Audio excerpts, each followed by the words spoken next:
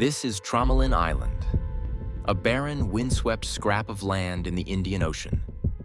Isolated, desolate, and unyielding, it has earned its haunting nickname, the Isle of Sand.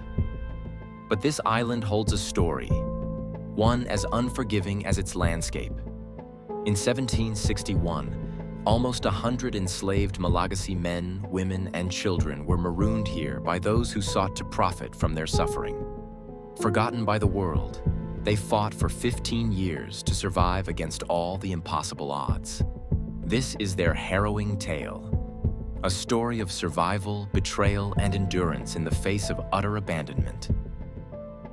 The night was pitch black on July 31st, 1761, as the French merchant ship Utile carved through the churning waters of the Indian Ocean.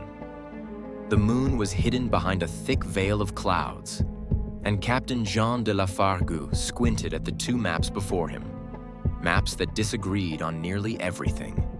Below deck, 160 Malagasy captives, bound for an illegal sail on Rodriguez Island, were crammed into the ship's sweltering cargo hold.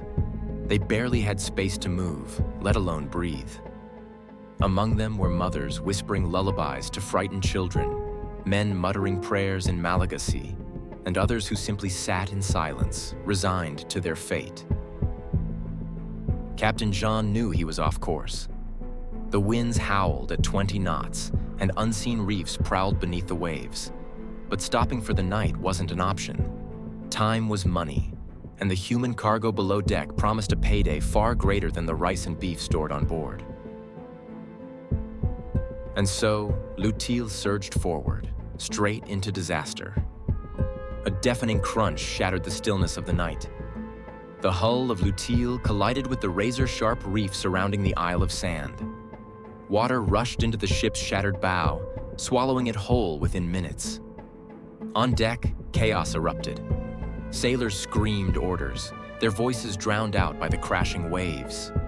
The Malagasy captives below pounded on the walls of the hold, their cries muffled by the wooden planks. Those strong enough broke through the hull, only to be swept into the raging sea. As the first light of dawn illuminated the horizon, the survivors staggered onto the unforgiving shores of the Isle of Sand. Among them were 120 French sailors and between 60 and 80 Malagasy men, women, and children. For the latter, this was not just a shipwreck, it was yet another betrayal. The survivors quickly realized the grim reality of their situation. The island was barely a kilometer wide, a barren speck of sand with no shade, no fresh water, and no food, save for a few seabirds and turtles. The tropical sun beat down relentlessly, turning the sand into a searing furnace. The French sailors hoarded what supplies they could salvage from the wreck: barrels of rice, tools, and timber. They dug shallow wells in the sand, desperate for fresh water, but the salty brine they unearthed was barely drinkable. For the Malagasy survivors, the situation was far worse. Denied access to the food and water, they were left to fend for themselves on the far side of the island. Within days, 8 of them succumbed to dehydration, their bodies left to bake under the merciless sun. Yet even in the face of such suffering, the Malagasy clung to their humanity. They built makeshift shelters from coral stones, their designs eerily reminiscent of the burial tombs of their homeland. In the absence of wood, they braided seabird feathers to craft clothing. But survival came at a cost. Hunger and desperation forced them to break taboos, eating turtle meat, a sacred animal in their culture. 2 months after the wreck, the French survivors completed an extraordinary feat. They built a small ship from the wreckage of Utile. They called it the Providence, a name that must have felt like a cruel irony to the Malagasy left behind. On September 27th, 1761, the French sailors loaded the Providence with supplies and departed the island. As they sailed into the horizon, they left behind a promise: "We'll return for you." But it was a promise they had no intention of keeping. Days turned into weeks, weeks into months. For the Malagasy, hope gave way to despair. 18 of them built a raft and ventured into the open ocean, seeking salvation. They were never seen again. The Malagasy who remained endured the unendurable. Tropical storms ravaged the island, and the salty air corroded their makeshift tools. Malnutrition and sickness claimed life after life, until only a small handful remained.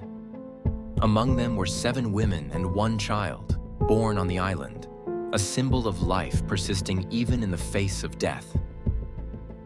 They built lookout towers from coral, scanning the horizon for any sign of rescue. But year after year, no ships came. 15 years after the wreck of Utile, on November 29, 1776, a French warship finally appeared on the horizon. The Dauphin, under the command of Captain Jacques-Marie Boudin de Tromelin, had come to bring the survivors home. When Captain Tromelin set foot on the island, he was stunned.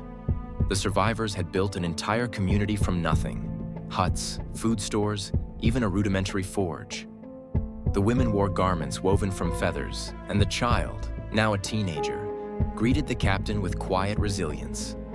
For the first time in over a decade, the survivors left the Isle of Sand. The Malagasy survivors were brought to the Isle of France, modern-day Mauritius, and declared free. Most chose to stay, refusing to return to Madagascar, a land that had once betrayed them. Today, Tromelin Island stands as a stark reminder of their ordeal. Its barren sands hide the traces of a society that refused to give up, even in the face of despair. Their story is one of resilience, of a people who turned a graveyard into a home and found strength in the depths of isolation. Their legacy endures as a testament to the unbreakable human spirit. Let us know your thoughts. What emotions does this story stir in you? How do you feel about the resilience of the Malagasy survivors and their incredible journey? Share your perspectives in the comments below. We'd love to hear from you. Make sure to subscribe and help us deliver the unbelievable stories of history.